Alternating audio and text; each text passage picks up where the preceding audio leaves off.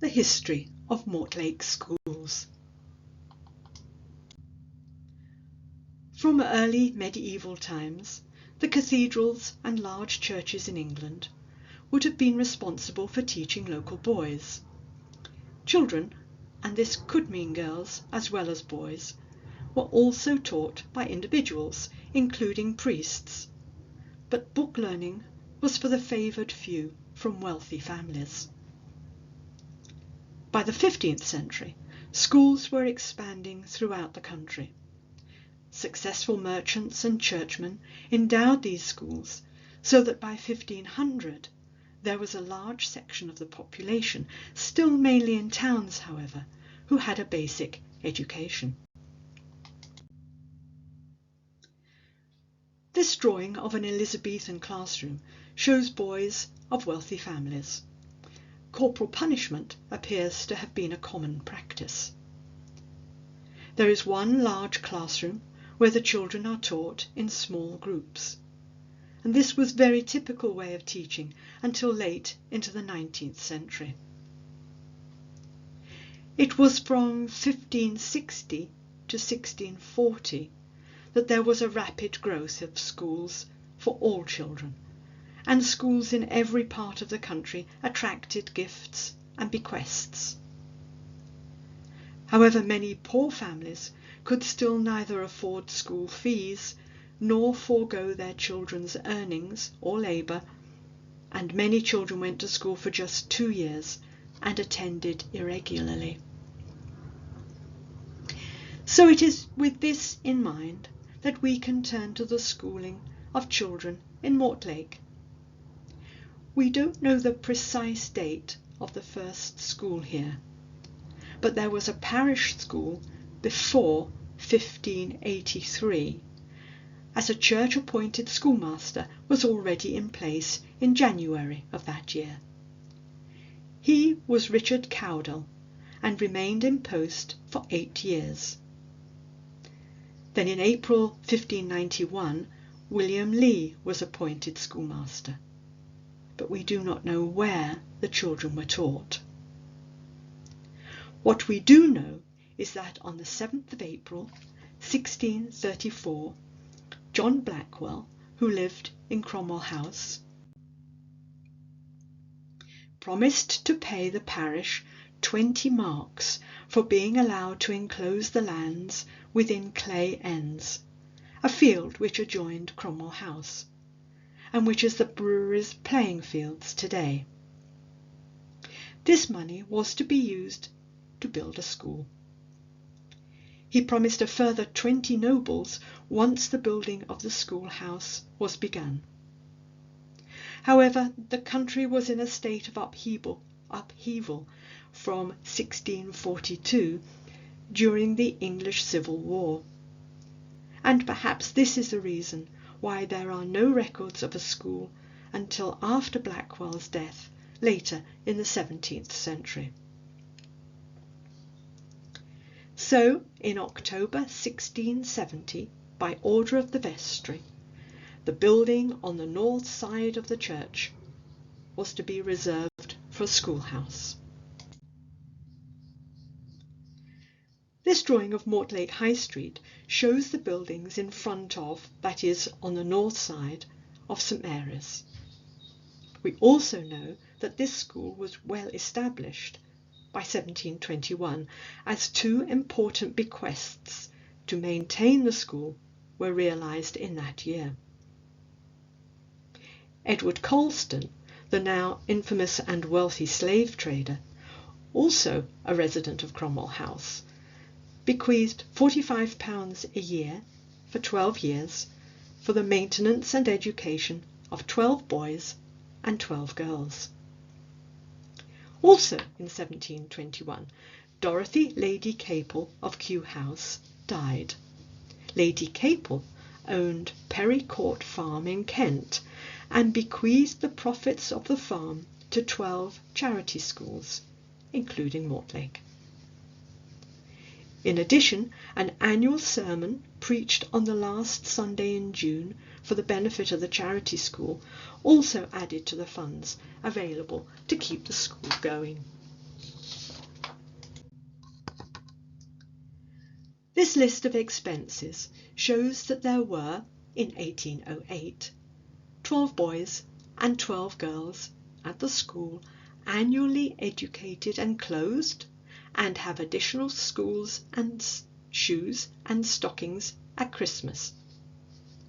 The cost of the clothing was £39 14 shillings and 11pence, shoes £12 and 18 shillings, but books only £2 and 17 shillings. The boys were taught reading, writing, and accounts, and that the principles of the Christian religion, according to the rites of the Church of England, are instilled into their minds. In fact, religion would have been the dominant subject taught, featuring in most lessons. The girls were only taught to read, knit, and do plain and household work. In the early 19th century, the good conduct of girls was seen as important as their education.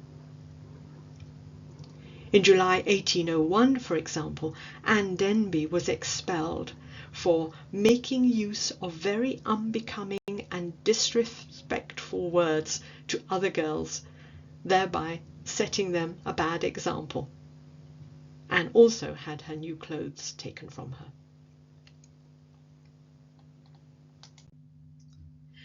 And there was, on the 11th of May 1806, a special meeting of the Charity School Trustees about great complaints concerning the behaviour of the charity girls at church on Sunday afternoon, the 27th of April 1806.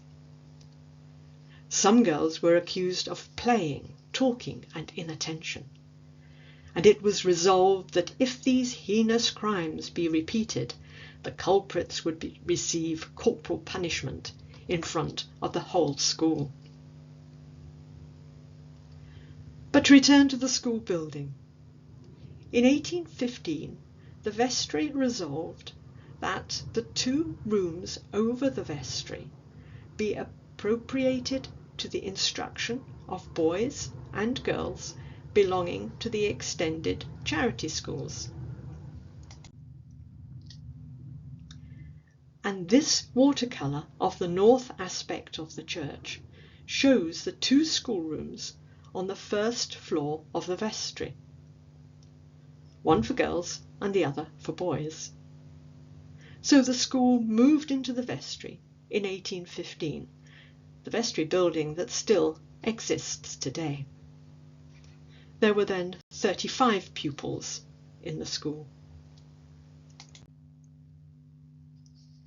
This is a list of income and expenditure for 1817-1818. In 1817, Lady Capel's gift amounted to £37 and 10 shillings, and the annual sermon raised more than £56.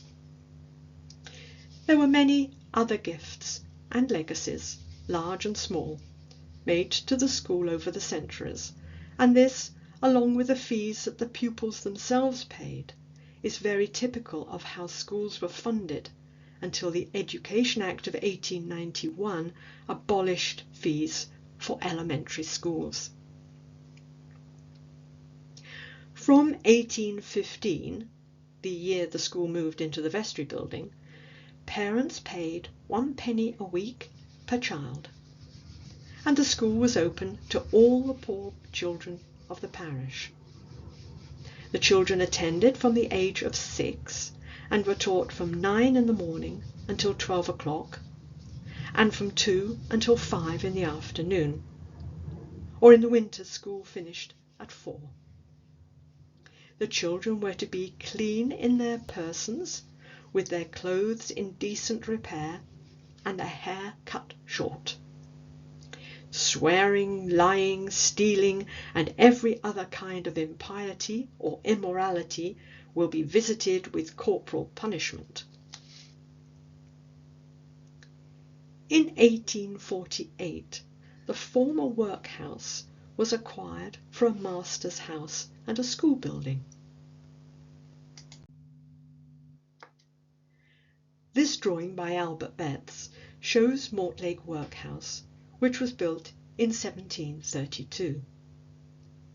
There would have been some form of schooling for the children at the workhouse, as on the 2nd of August 1773 the master was ordered by the vestry to teach the children to read and write. However, the education there would have been very basic. The workhouse closed in 1836 and the inmates transferred to the Richmond Union Workhouse. 2 years later, the land on which it stood was incorporated into the charity school's site.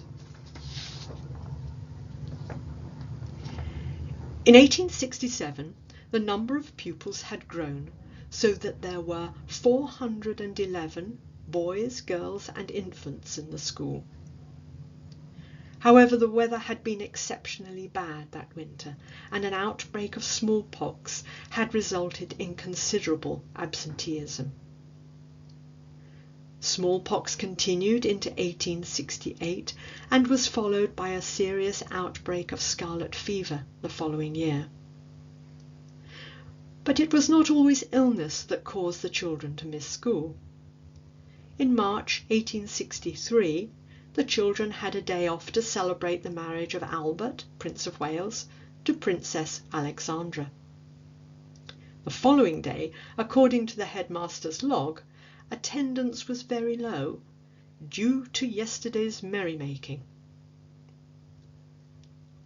On the 2nd of October 1865, it was noticed that low attendance was due to it being the first day on which the inhabitants are allowed to get wood from the park. And the children were also awarded a day off in 1868 for the celebration of the vicar's 30th wedding anniversary. As a result of growing school numbers, new and extended buildings were put up in 1869 and a new infant school was built in 1890. Full-time education up to the age of 12 was made compulsory with the Education Act of 1876, and the state became more involved in the running of all local elementary schools. The HM inspectors' reports from the 1890s described the conditions in which the children in Mortlake National Schools were taught. These regular inspections also tested the pupils' academic abilities, and their conduct and attendance were noted.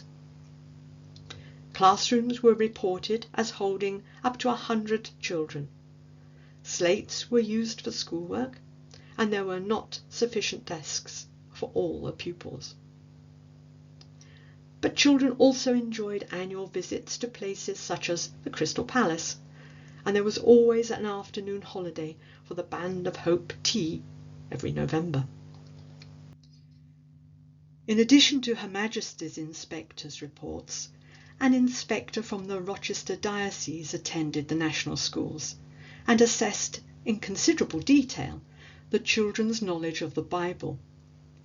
In 1894, for example, the children were examined, and the scripture report stated that the Old Testament biographies from Abraham to Moses were fully known in detail, and the lives of Elisha, Ezekiel, and Josiah brought out much intelligent and ready answering.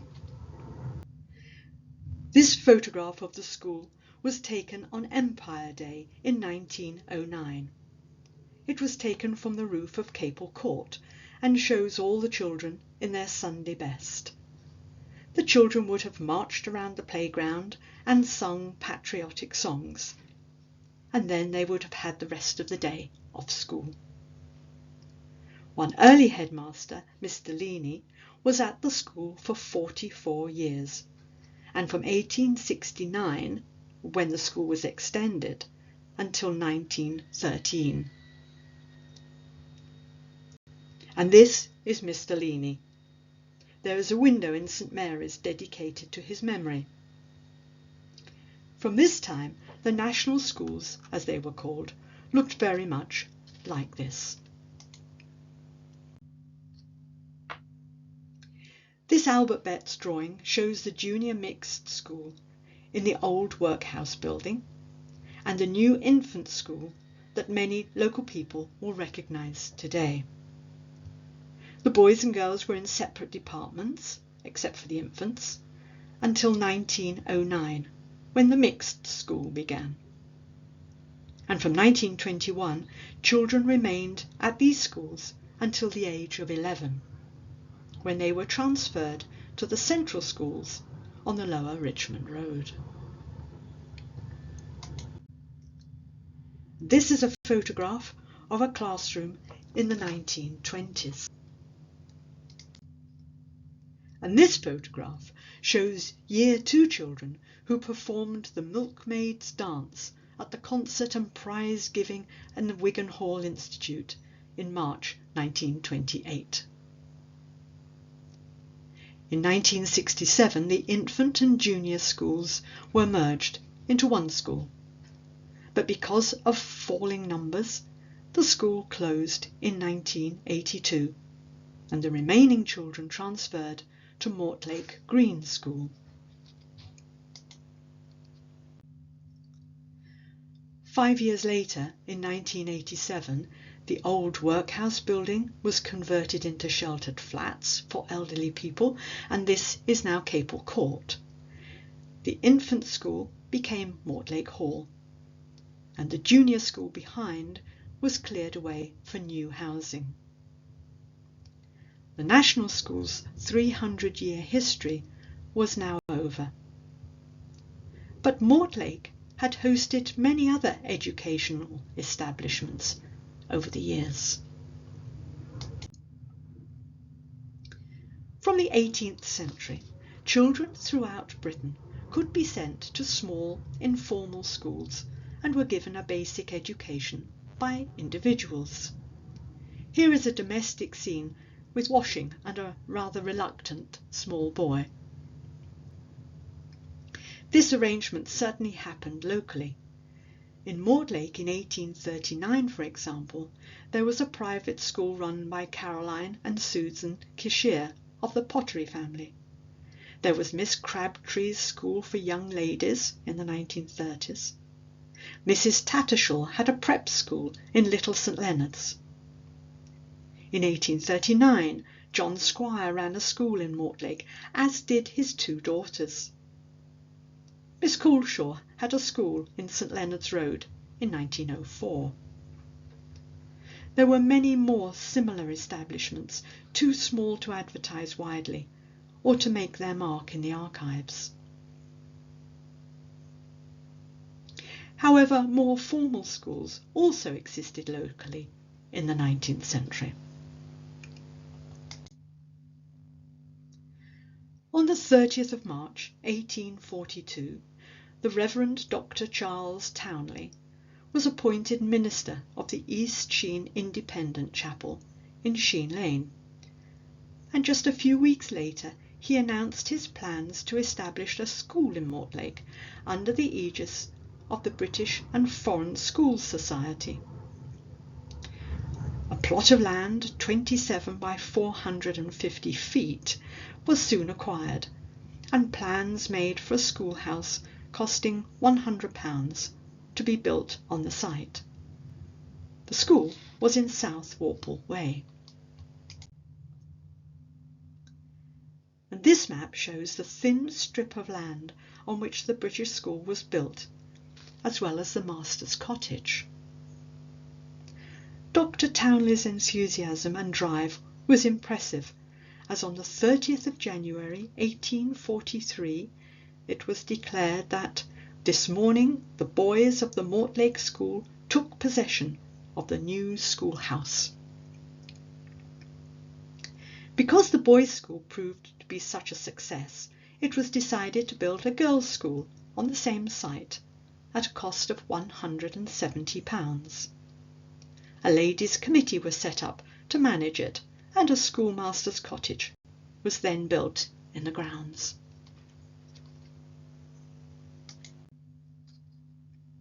This photograph of the British schools was taken in the 1960s, although it had not changed much in 100 years.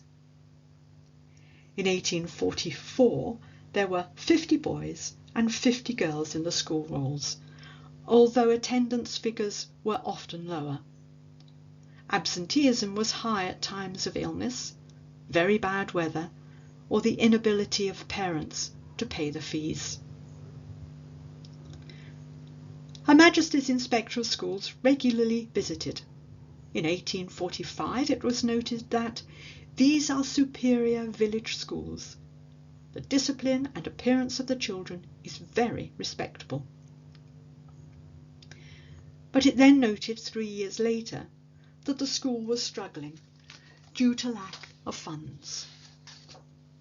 Many teachers came and went at the schools, but in January 1851 Mr. James Gamble was appointed, and it was he who revived the fortune of the schools, making them self-supporting and becoming a highly respected teacher for the 20 years he was there.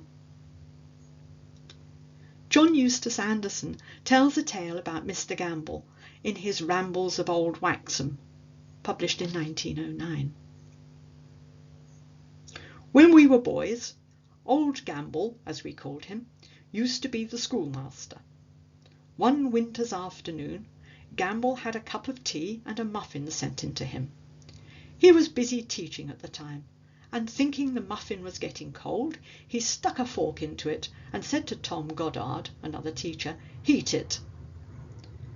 Turning away to do something, he all at once heard laughter. Looking round sharp, he found young Tom eating his muffin. Tom got a beating, and ever after that he never forgot the difference between the words heat and eat. James Gamble became ill in 1871, and he died in the school cottage, aged 71. He was buried in the Protestant dissenters' burial ground. The Mortlake British School closed after Gamble's death, but the building remained until the early 1990s. 2 houses were later built on the site. The schoolmaster's cottage was also rebuilt and is now in private hands. But there were also demographic changes in Mortlake that had an influence on its schools. There was a general but rapid increase of Roman Catholics in England during the middle of the 19th century. In particular, the Irish famine of 1846 caused many Irish Catholics to seek a living in England. Mortlake followed this national trend, and many Irish families came to work in the market gardens here. A Catholic chapel was set up in 1848 in the stable loft of Portobello House, then lived in by Lady Mostyn. This 19th century photograph is of Portobello House on South Warple Way. The loft was also used as a schoolroom, and it was described as an irregular-shaped place, not very well lighted, with a wretched stair ascent to it. It was lighted by 4 small rounded windows and 2 small square ones. The new church of St Mary Magdalene in North Warple Way was opened on the 12th of May 1852.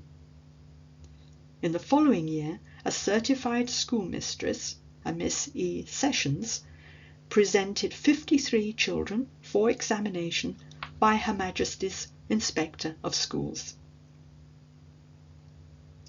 Father Wenham was priest at St Mary Magdalene from 1851, and he ran a private boarding school from Acacia House on the High Street. This advertisement for Father Wenham's school appeared in the 1862 Catholic Directory. So we know he was involved in the teaching of children and could also have taught at St Mary's Catholic Day School in Mortlake in the 1850s. An infant school was built sometime after 1859 at a cost of about £300. By 1863 there was an established mixed school for both infants and junior children. The total school roll that year was 111 pupils. All children attended Mass on Sundays, and there were prayers before and after lessons. Confessions were heard once a month. In 1890, the school was extended once again and now accommodated 252 pupils.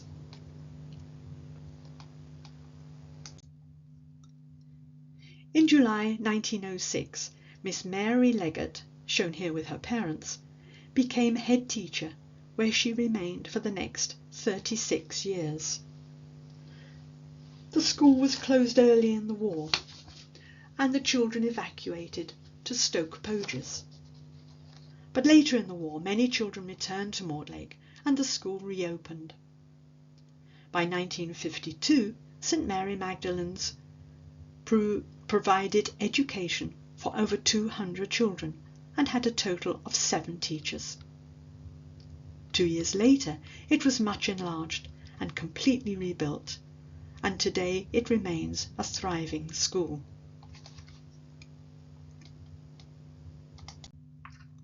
And this is a photograph of St Mary Magdalene's nursery school today.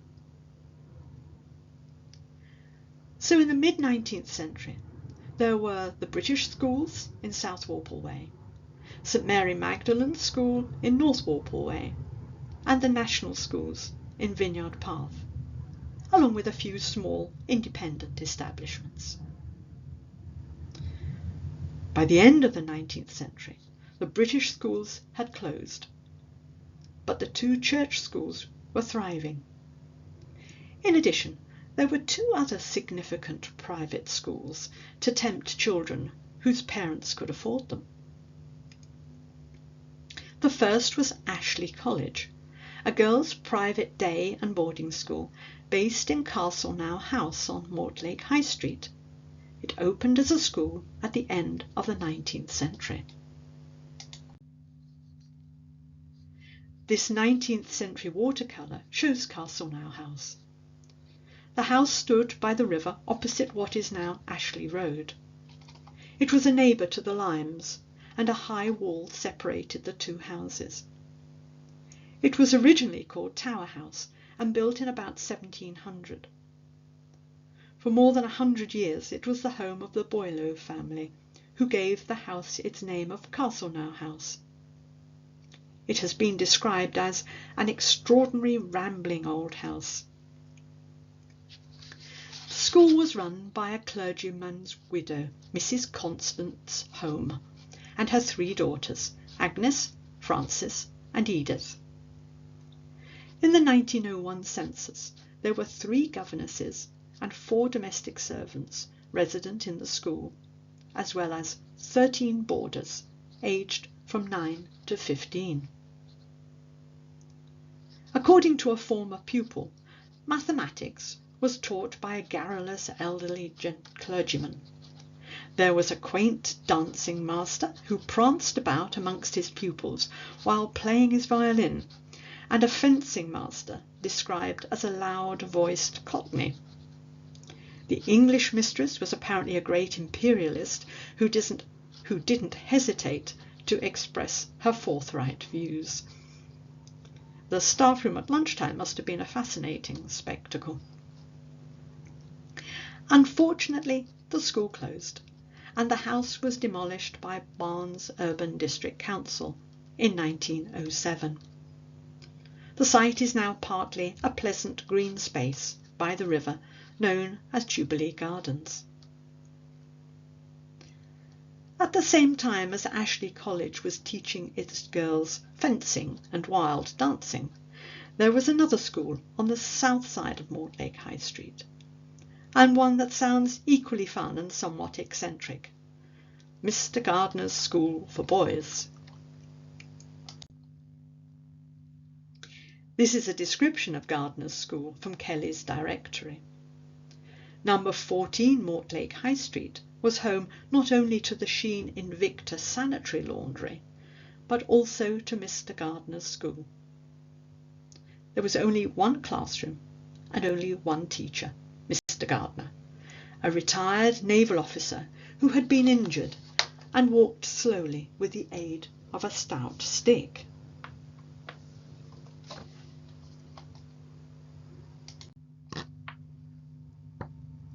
On this postcard of Mortlake High Street, dated 1905, a window on the first floor is marked with a cross, which the sender says marks "My schoolroom windows." Perhaps the boys here in the photograph are from Mr. Gardner's school. This was a school large enough for 18 boys, 6 seated at individual desks and the remainder on benches. The number of boys attending at any one time varied considerably, often dropping to 5, especially in the winter. The school fee was 9p a week, payable first thing on Monday mornings. Mr. Gardner was, by all accounts, an excellent teacher, but there was no regular timetable. He would teach a subject that suited the boys present. Perhaps this method of teaching became a strain, however, as every morning at 11 o'clock Mr. Gardner would walk over to the Mortlake Hotel for a 15-minute break, leaving the boys to their own devices. Now, whether he had a small cappuccino or a large gin at the hotel is not recorded. Mr. Gardner died suddenly in 1911 and the school closed. The building was demolished in 1966 and the site now lies beneath the widened Mortlake High Street. So to recap, in 1900 we have Ashley College School for girls, Mr. Gardner's School for boys, and the 2 church schools, plus an unknown number of small private schools. There was also, briefly, the West End School, which opened in January 1876 on the lower Richmond Road by what is now Chalkers Corner.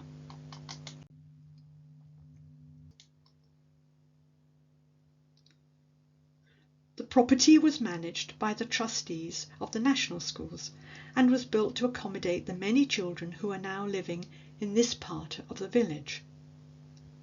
The school could hold 80 children. However, it closed in February 1893 after only 17 years, as a boundary change meant it was no longer in the borough of Barnes.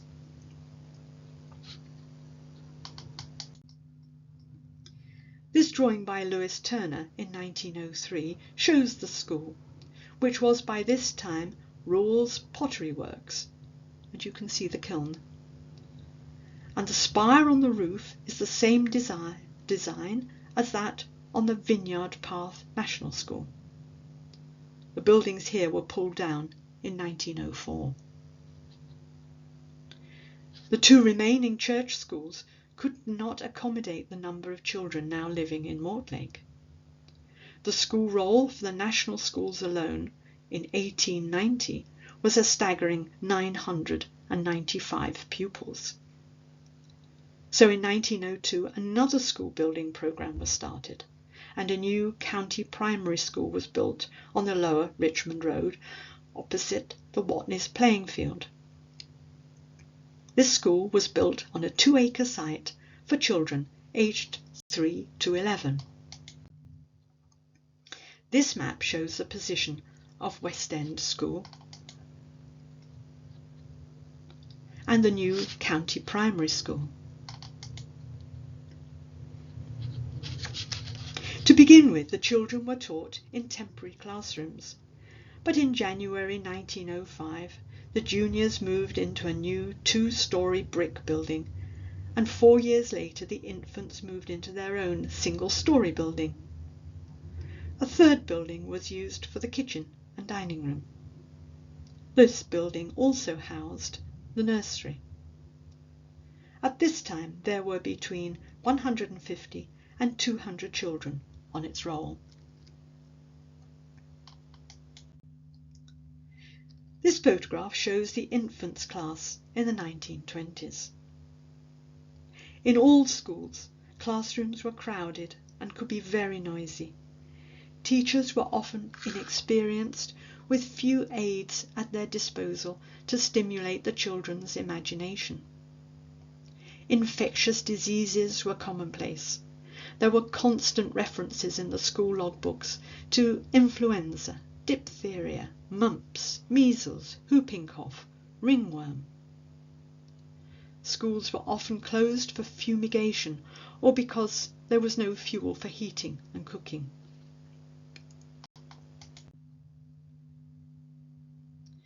This photograph shows the schools in the 1920s. It was not until 1918 that the compulsory minimum school leaving age was established, and children had to remain in full-time education until at least the age of 14.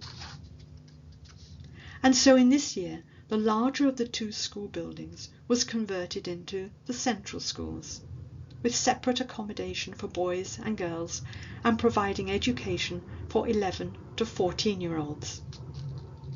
There were two central halls. The ground floor was a gymnasium and there were 8 classrooms. The children continued to share the dining room with the primary school. The central school closed in 1969, by which time the school leaving age had risen to 15. But to return to the primary school, the building on the right here. It appears to have thrived in its early years. At one time a large metal plaque was embedded in the centre of the floor of the main hall, showing the 4 points of the compass. If you misbehaved in school, you were sent to stand on this compass. It was the detention area.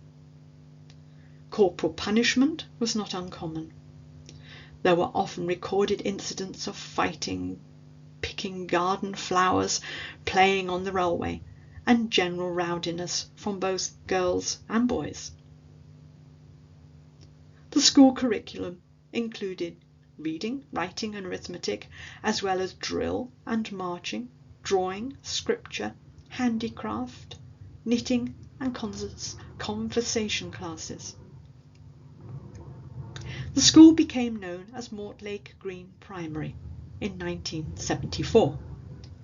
Numbers began to decline, and by January 1988 there were only 77 children on the roll. So it was decided to close the school.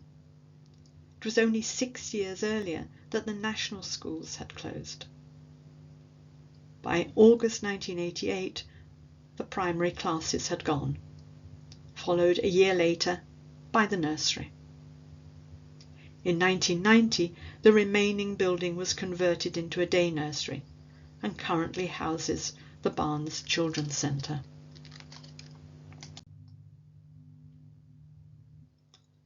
This is a photograph of the old bakery, as it was called, and training centre today. The central school was eventually demolished and sheltered housing built on the site. That's Lady Elizabeth House. So now, and since 1982, St Mary Magdalene's is the only remaining old school in Mortlake. However, a new primary free school, Thompson House, opened in the old courthouse by Mortlake railway station in 2013.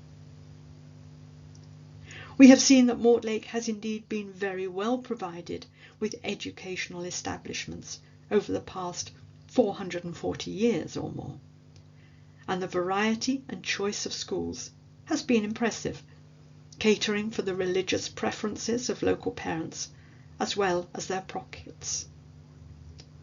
Local school exam results have historically been, and they remain well above both national and London averages.